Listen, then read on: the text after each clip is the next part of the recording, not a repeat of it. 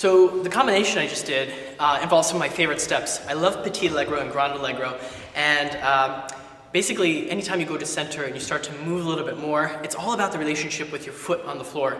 So most dancers get stuck into the floor. So my philosophy is I really try to go, as soon as the foot leaves the floor, I point right away into that position, which is a lot easier with the SD16s, I must say. When we do our jeté, it's all about getting to a quick coupe, and most people make the mistake of doing their jeté and arriving late into the step. So my philosophy, and this came from my training, both as a classical dancer and also as a student at School of American Ballet, is to get to the coupe right away. So we really sustain the shape into that position. Brisé volée, I always think about brisé volée as kind of like a hummingbird, as if it's over a flower or a plant, and your body stays the same, but we all of a sudden change the angles here, and what we want to do is have a nice counterbalance between the two.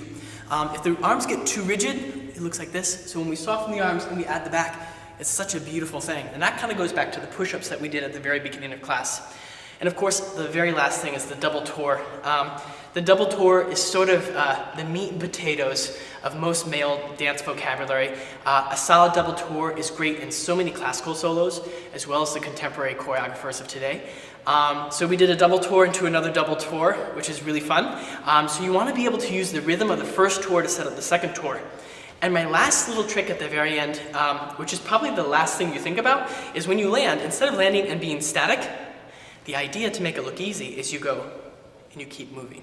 So that in essence gives us the idea of that it's very easy and that you have a choice in your dancing versus just trying to get the step done. So that's one of the hardest things I think I can think of as a professional dancer, to not only achieve what the step is supposed to be, do it on the music, but to make it look like I'm in control the whole time.